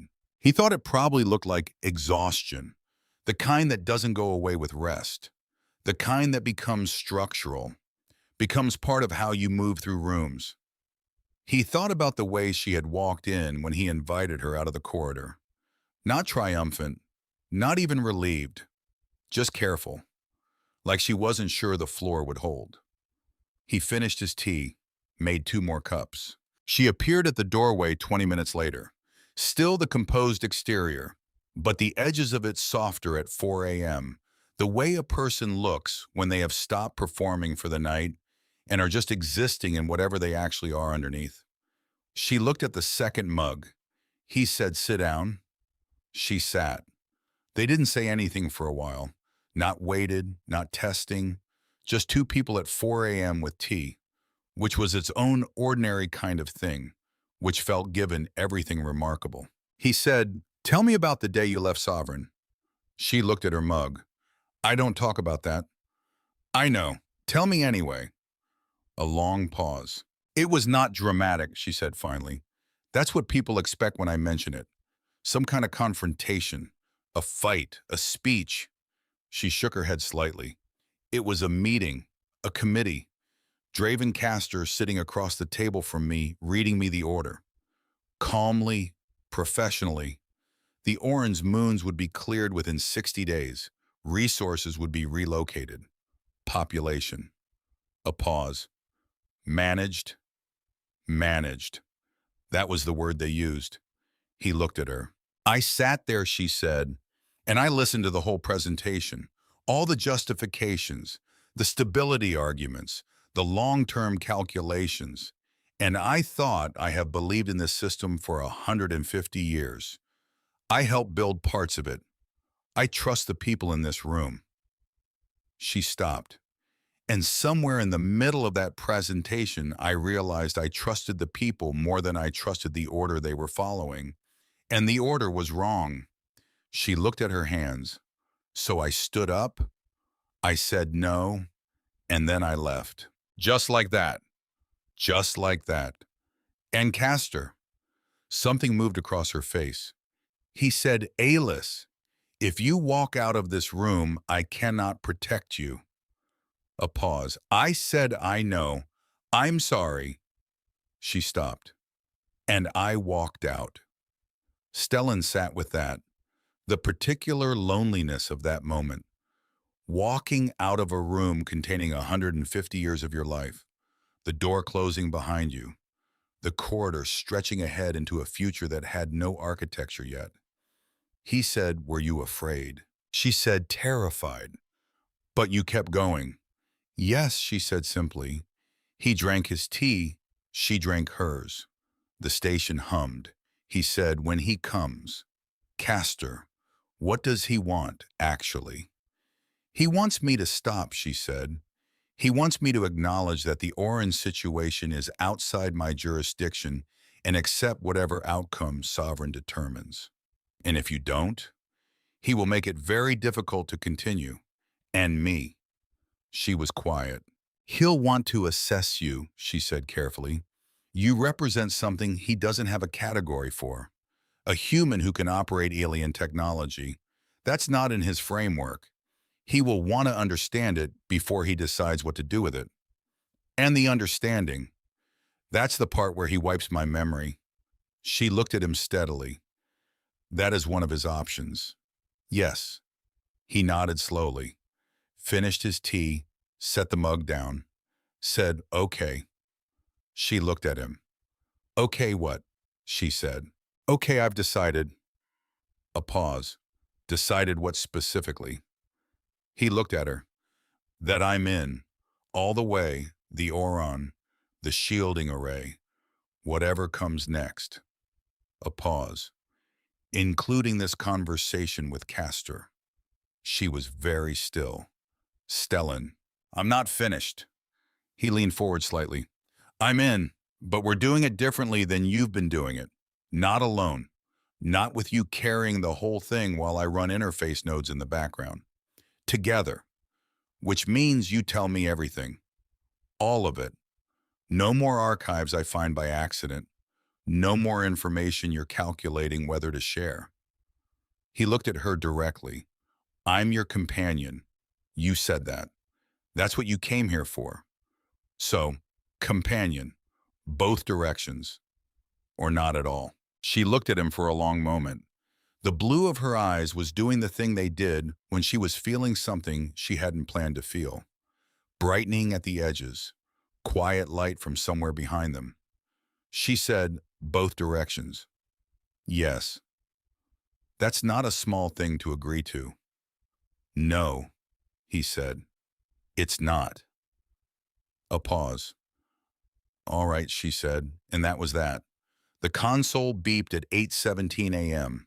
Alien signal, coming through the station's communication array from Aelis's ship. He recognized the format now, the same signature as the original puzzle, but different. Responding rather than waiting, something incoming. He called to her Aelis. She came in from the corridor. He pointed at the console. She looked. Her eyes went bright. Immediately. The blue going full intensity in a way he had only seen twice before, and both times it had coincided with something significant. She said, that's an alien signal. He said, someone else. She said, someone else. Because the console was telling them something very specific. The signature format on the incoming signal was familiar. It was the same marker the original puzzle generated when solved. The resonance frequency, the thing that had gotten them flagged by Sovereign. That specific, ancient, unmistakable tone. Someone had solved it. Not here, not on Outpost Meridian, somewhere else in the galaxy. Someone had encountered the puzzle and solved it and generated the frequency. He said the puzzle is still active. She said yes. It found someone else. Yes. My people built it to keep running, she said quietly. To find the ones who could. I knew this theoretically, that there might be others. But I hadn't expected it to happen now. No. He looked at the signal on the console, thought about sitting at 3 a.m. with a puzzle that had just changed everything about his life without asking permission. Thought about the specific quality of that confusion, the weight of it, being alone with something you don't have words for yet. He said that person, wherever they are, they're where I was 3 days ago, alone, probably 3 a.m. wherever they are, and Sovereign will flag them the same way they flagged me. She said, yes. He looked at her. She looked back. He said, we can't leave them there. She was quiet for a moment. Then, we're already going to the Iran moons. Yes, he said, but first. She studied him. You want to go to them first. No one should sit alone at 3 a.m. with a signal that just changed their life and no explanation coming. A pause. You know what that looks like from the outside. You watched it for 3 years. I know what it looks like from the inside. She looked at him for a long moment. Something moved across her face. Not the composed version, the real one. The one that lived underneath all the calculation and the patience and the 200 years of being alone with a decision she'd made in a committee room that no one else would make. She said, "That is why I came to you." He said, "I know." She said, "Not the technology, not the compatibility markers, not the biometric data or the neurological signatures or anything that went into 3 years of observation. That, the thing you just said, the instinct of it, the refusal to let someone be alone with something hard just because you don't have an obligation to help them. That is why." He said, "You wrote it in your archive." She said, "You read the whole thing." He said, "I read the whole thing." She looked at him. He looked back. He said, "It was very good." She said, "Don't." He said, "I'm serious." She said, "Please stop." He said, "The section about the backup generator was particularly moving." She looked at him. He looked back. And then she laughed. Not a polite sound, not the professional warmth, actual laughter, brief and surprised by itself, like something that had been waiting longer than even she knew and came out sideways when she wasn't watching. He found that he was smiling, which was also something that had been waiting. The moment settled. The laughter subsided, but something remained in the room that hadn't been there before. Something lighter. The specific lightness of two people who have just discovered they can make each other laugh. Which is not a small thing. Which is, in fact, one of the larger things there is. He said, "So we go to them first?" She said, "Yes." "And then the Oran moons?" "Yes." "And the shielding array?" "Yes." "And Castor isn't done with us?" "No," she said. "Castor is never entirely done." He nodded, looked at the signal still blinking on the console. Whoever was on the other end of that frequency, sitting somewhere in the dark at whatever their equivalent of 3 a.m. was, not yet knowing that something was already heading toward them. He said, "We should pack." She said, "Yes." He stood up, then stopped, looked at her. She was looking at him with that expression he'd been learning the geography of over the past 3 days. The one that lived past composure and past tiredness and past 200 years of being the only person in the room who understood the stakes. The one that was just her, watching him and not looking away. He said, "Before we do." She said, "Yes." "I need to say something." She waited, with the patience of someone who had learned that waiting was its own kind of generosity. He said, "3 years ago, I came to this station because I needed somewhere the guilt couldn't find me. And then I got here, and the guilt came anyway because that's what guilt does. And I built a routine to survive it, and I called the routine a life, and I told myself it was enough." He looked at her directly. "It wasn't enough. You were right about that. I wasn't living. I was surviving in a very organized way and calling it living." A pause. "And then you put a puzzle in a subdirectory on my console, and you waited 3 years for a night I couldn't sleep. And now I'm standing here at..." He glanced at the clock. 8:43 in the morning, about to go find a stranger on the other side of the galaxy who just had their life changed without their permission. She said, "Yes." He said, "I'm still angry about the method." She said, "I know." He said, "I reserve the right to keep being angry about the method." She said, "That is actually reasonable." He said, "But the outcome." He stopped, started again. "You came all the way out here, to the furthest point from anywhere, and you made it full, without asking my permission, which I am still legitimately angry about." A pause. "And also, thank you." She looked at him for a long time. Something lit in her eyes, the blue going bright. Not dramatically, just more. The way a room changes when someone finally opens a window that has been closed too long. She said, "You're welcome." And that was sufficient. Not small, not decorated, just exactly enough.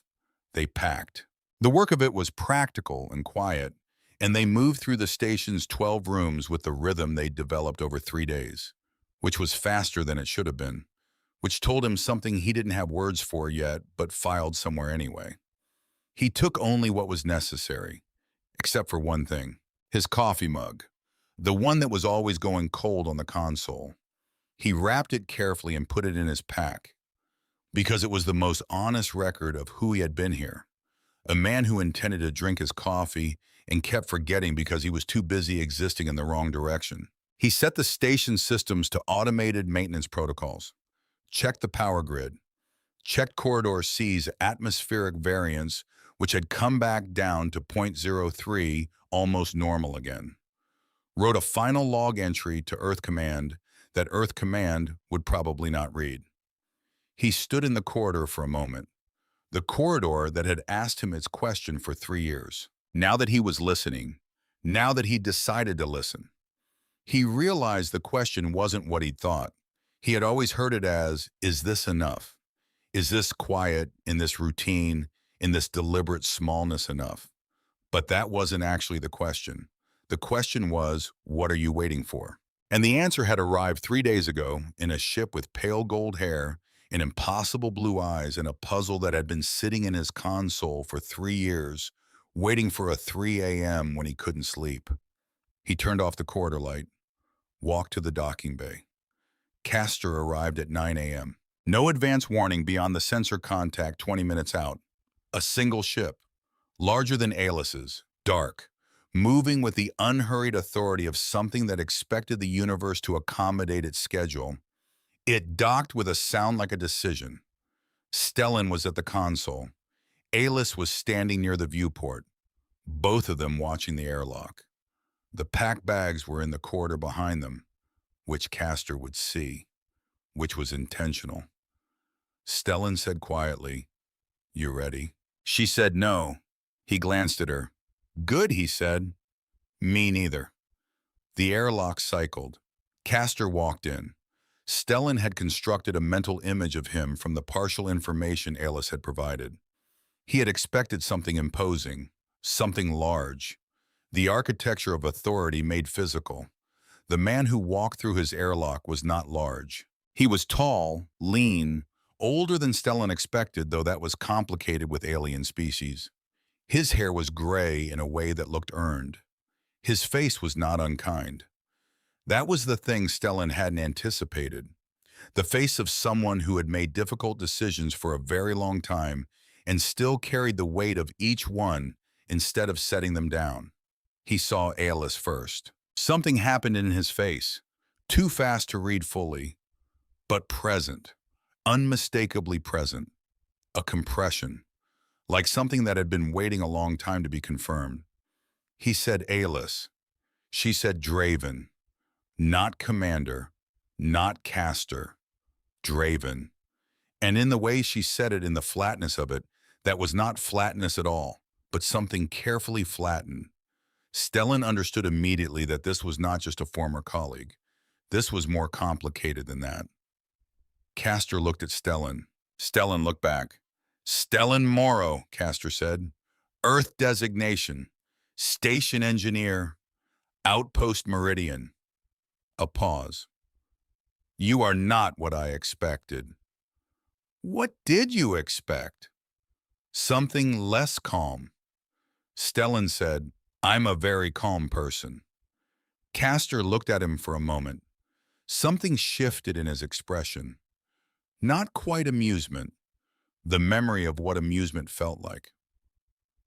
"May I?" Castor gestured at a chair. Stellan said, "Please." Castor sat. Aelis did not sit. Castor looked at her standing by the viewport, the light behind her, her arms at her sides. He looked at her the way people look at something they helped create, and then lost and have not stopped thinking about since. He said, "You look tired." She said, "I'm fine." He said, "I didn't say you looked unwell. I said you looked tired." A pause. "There's a difference. You always knew the difference." Something happened in her jaw, barely visible, a small adjustment. The kind that happens when someone receives a piece of accurate information they were hoping to avoid. Castor looked at the bags in the corridor. He looked at Stellan. He said, "You're leaving." "Yes, before I arrived." "We were going to leave before you arrived," Stellan said. "There's someone who needs help. We're going to help them." Castor studied him. And then, the Oran moons. A silence.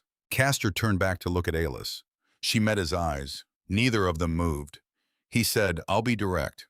He glanced briefly at Alis, who did not acknowledge it. "Mr. Morrow, you are in possession of something that concerns sovereign systems significantly. The ability to use alien technology. Yes, which shouldn't be possible. Which is not supposed to be possible," Castor said. "There is a distinction. Should implies a value judgment. Supposed suggests a structural expectation based on documented precedent. You have violated the structural expectation. This requires assessment." Stellan said, "Assessment." "Yes." "What does assessment look like?" "In standard procedure," Castor said evenly, "it involves a full neurological mapping, followed by a determination of risk classification, followed by appropriate response." "An appropriate response depends on the risk classification." "And memory erasure." A pause. "That is one of several options available at various classification levels," Castor said. Stellan looked at him. "Commander Castor." "Yes." "With respect?" "No." A silence. Castor said, "That is not typically how this conversation goes. I understand. I'm going to explain my position, and then I'd like you to explain yours. Not the official position, your actual position. Because I think there's a difference, and I think you know there is." Stellan leaned forward slightly. "You've been chasing Alis across this sector for 50 years. You had the resources to do it more aggressively than you have. You haven't. That's a choice. People don't choose restraint for 50 years unless they're trying to leave a door open." Castor looked at him, looked at Alis, back at Stellan. He said, "You've been talking to her." "Quite a lot, yes." "She told you about the Oran?" "Yes." "And you believe her?" "Yes." "Why?" Stellan said, "Because I spent 3 years maintaining equipment nobody checked, in a sector nobody cared about. I had every opportunity to cut corners, to patch things instead of fix them, to do the minimum and justify it as efficiency." He paused. "I didn't. Not because someone was watching, because I still believe things should be done right." He looked at Castor directly. "She spent 50 years fighting for people who couldn't fight back. Alone, with no system behind her, no authority, no reward, because she believed it was right." A pause. "I understand that kind of person. I trust that kind of person." Castor said nothing. The station hummed. Outside the viewport, the outer rim spread away into its enormous quiet. Castor stood up. He walked to the viewport, stood next to Alis, not close but beside her, looking out at the same dark. He said to the dark rather than to either of them, "Do you know what I told her the day she walked out?" Alis said nothing. Stellan waited. "Stellan, I told her," Castor said, "that if she left, she would spend the rest of her life fighting something she couldn't win. That the Oran would eventually be absorbed regardless of what she did. That individual conviction, however sincere, cannot hold against systemic momentum." He paused. "I told her she was wrong." A silence. "And," Stellan said. Castor turned from the viewport, looked at Stellan. The face of someone who has spent 50 years making certain kinds of decisions and is standing in a station at the edge of the galaxy being looked at very directly by a 34-year-old human engineer who should, by all reasonable measures, be frightened right now and isn't. "And she is still here," Castor said. "After 50 years, the Iran are still on their moons, and I am still chasing her." He paused, which suggests that one of my calculations was wrong. Alis turned to look at him. He didn't look at her, still looking at Stellan. You said you wanted to hear my actual position, Castor said. Yes, my actual position. He was quiet for a moment.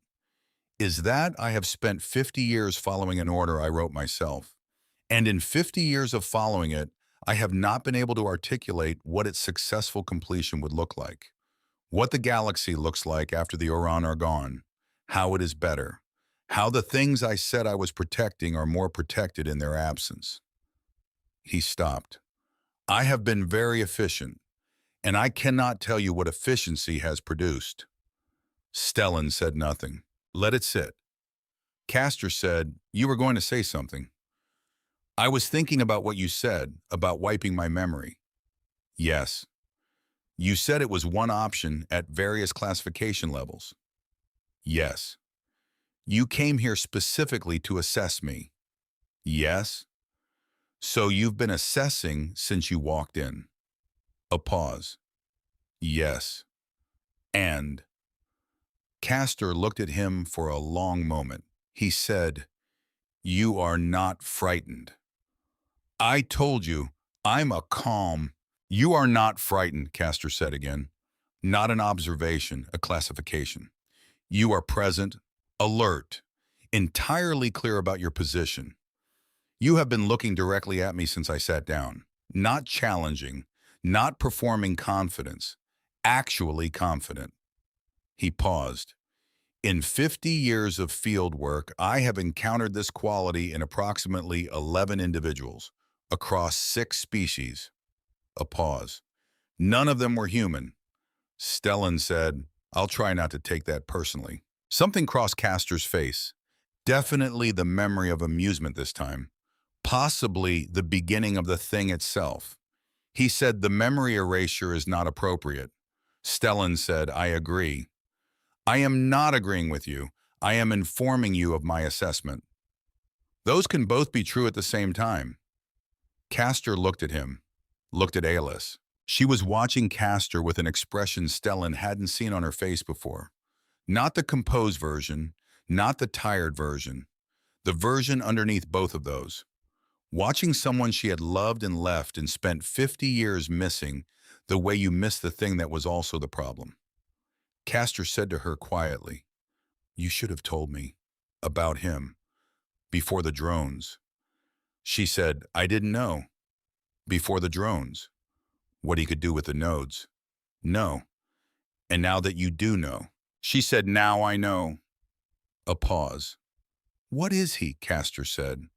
Not unkindly, genuinely asking.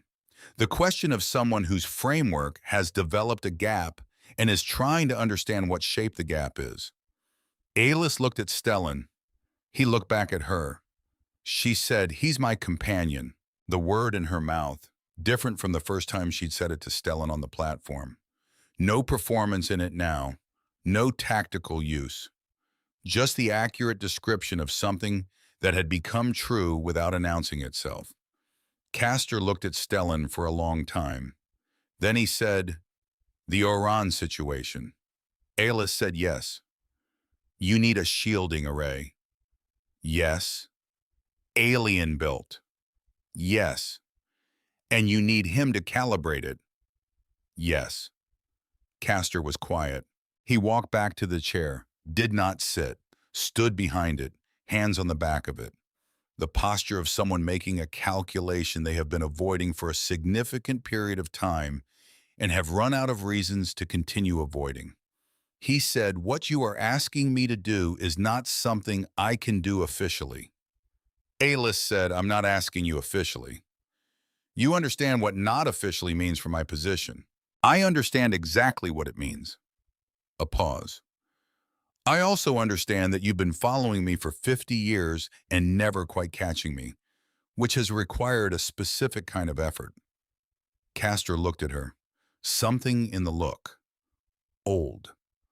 The kind of old that has nothing to do with years and everything to do with the weight of a specific relationship that was also a specific loss.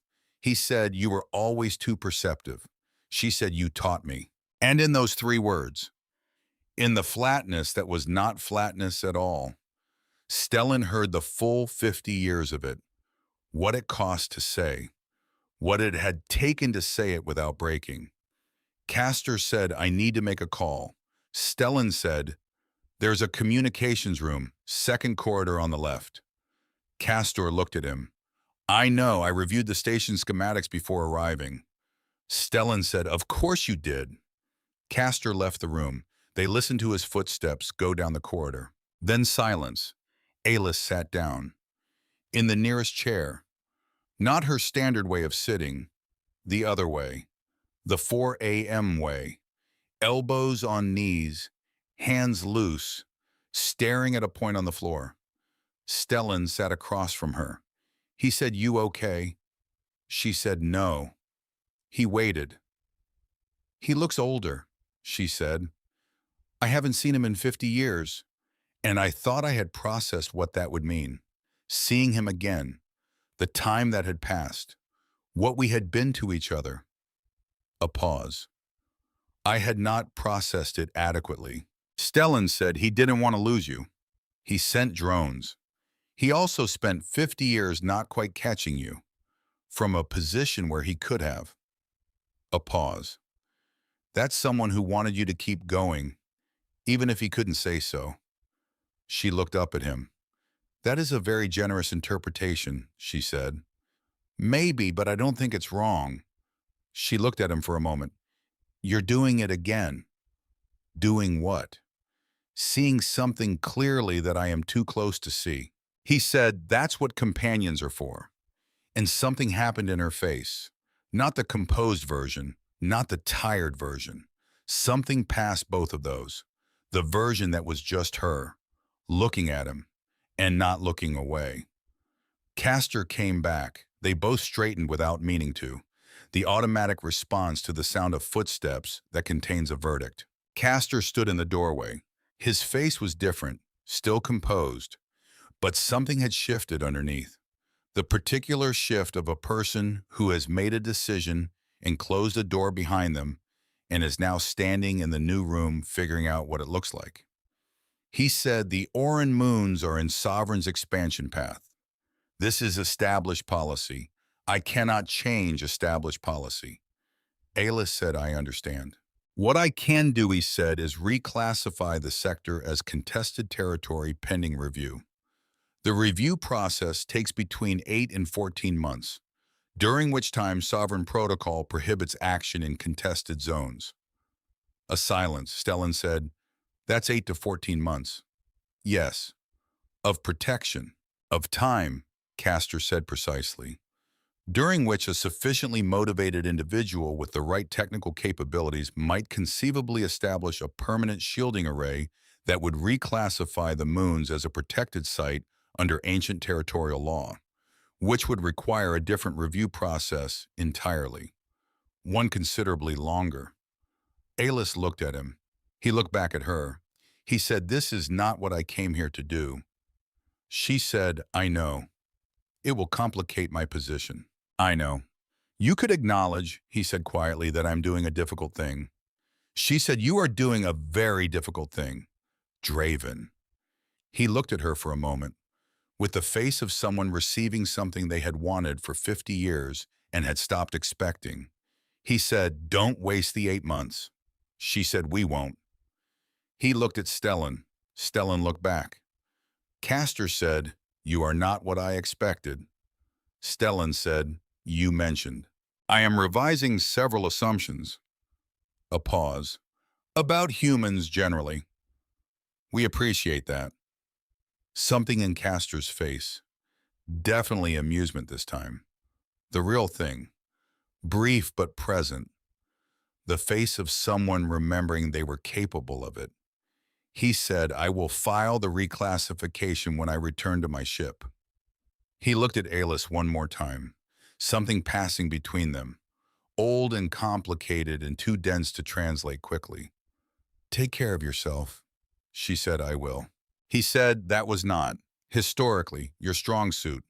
She said, I'm aware. He looked at Stellan again. Brief. Assessing. Something in the assessment that felt less like threat and more like the beginning of a different kind of attention entirely. Then he walked to the airlock. Stellan watched the external monitors, watched Castor's ship undock with the same unhurried authority it had arrived with, watched it move away from the platform, into the dark, growing smaller, until it was a contact on the radar, and then smaller still, until it was nothing. He exhaled. He said, "That went better than I expected." Ayla said yes. "How long did you expect to survive the conversation?" She considered. Statistically, the odds favored memory erasure for both of us. "Yes," he said, "and you were going to walk into that room anyway." She looked at him. He looked back. Neither of them said the thing that was hanging in the air, because it didn't need saying. Some things become obvious enough that saying them out loud is just decoration. He sat down. She sat across from him. He said 8 months. "To build the shielding array?" "Yes." "Where are the Oran moons from here?" 11 days at standard speed, faster with my ship's drive." "And the person who solved the puzzle, where are they?" 2 days from here, in the opposite direction." A pause. "We go to them first, then the moons." He nodded, looked at the interface node still sitting on the console, picked it up, turned it over in his hands. The cool weight of it, the way it weighted. She pulled out the larger node, set it on the console between them, and then she started explaining, not summarizing, the actual technical detail of the shielding array, because he had asked for both directions, and she was keeping her word. He listened. He asked questions, good ones. She answered them. Then she asked questions back about the station systems, about what capabilities could be adapted for transport, about his technical background in areas she needed to understand better. It was work, actual work, 2 people building a plan together, which was not on the surface a remarkable thing, except that Stellan Morrow had spent 3 years being the only person at this table. And the specific quality of not being alone at it. The weight of another person's attention directed at the same problem in a direction that made the problem smaller instead of larger. He noticed it. He let himself notice it. They worked through what remained of the morning. By the time they stood to go, they had a full technical outline, a supply list, and a route that would take them first to whoever had just solved the alien puzzle, and then in a long arc toward the 3 moons where the Oran had been living quietly and in danger for 3 years. He looked at the station one last time. The main room, the console, the viewport, the corridor where the ventilation system had asked its question. He had arrived here as a man who needed somewhere to disappear. He was leaving as someone with somewhere to be. There was a difference. He picked up his pack, walked to the docking bay without looking back. Some things you don't need to look back at, not because they don't matter, because they matter in the right direction. You carry them forward instead of toward. Ayla's ship was everything he'd thought it was the first time he'd seen it from the platform. Curved and silver, blue light in its hull like a slow heartbeat. Inside it was not small exactly, but specific. Everything had a purpose. Everything was where it was for a reason. He recognized this aesthetic, the aesthetic of someone who had been moving for a long time and knew how to travel lightly without being cold about it. He found a seat. She took the pilot position. The ship powered up, the hum of it different from the station. The station hummed like a question. This hummed like a direction, like knowing where you're going and being ready to go there. She said, "Ready?" He said, "Yes." She said, 2 days to reach the signal, then 11 to the Oran moons. He said, "What's between here and the signal's origin?" She said, "Mostly dark." He said, "I can work with dark." She said, "I know." A pause. "There is also one decent quality nebula, about 14 hours out." He said, "I've never seen a nebula." She said, "I know that too." He said, "From the archive." She said, "You were stationed in a sector with 3 separate viewing opportunities, and you never once adjusted your sensors to look." He said, "I was conserving power." She said, "You were avoiding beauty because you didn't feel like you deserved to experience it." He said, "That's a very direct thing to say." She said, I am a very direct person. He said, I've noticed. The ship lifted off the platform. He watched Outpost Meridian through the viewport as they rose, small and quiet, sitting in the outer rim the way it had sat for 3 years before he came, the way it would sit after, doing its work, maintaining its systems, running on automated protocols in the dark. He thought about the backup generator he'd fixed for 4 hours when a patch would have done. He thought about it existing there, running, doing its job in the empty station, in the dark, because it had been fixed properly. There was something in that, some version of comfort that didn't require witnesses. He turned away from the viewport. Ahead of them, the outer rim, then beyond it, the wider galaxy. First stop, a signal from someone sitting at their version of 3 a.m. with something they didn't have words for yet.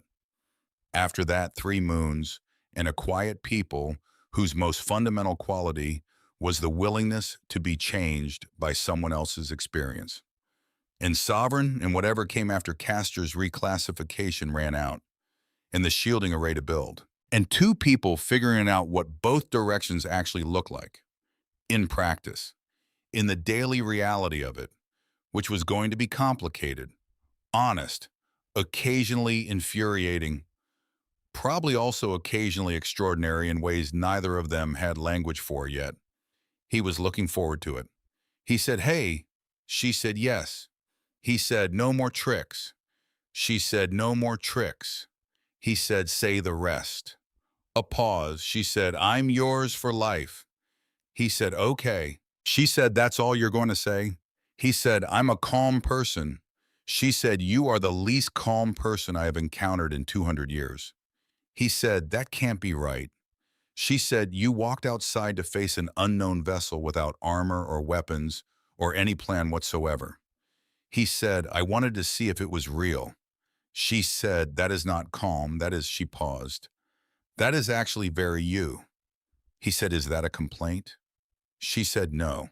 Outside the viewport, the dark of the outer rim, and in it, stars, countless, old light traveling enormous distances to arrive here at this exact moment in this exact viewport.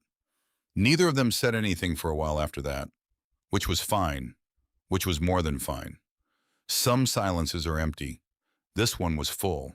And ahead of them, somewhere in the dark, someone was sitting alone next to something they had solved without knowing what solving it would mean, waiting for the thing that was coming toward them, not knowing it was coming, not knowing that what was coming was 2 people in a silver ship with blue lights along its hull, not knowing that one of them had been exactly where they were, 3 days ago, at 3 a.m., afraid and going forward anyway, which was in the end all it ever took.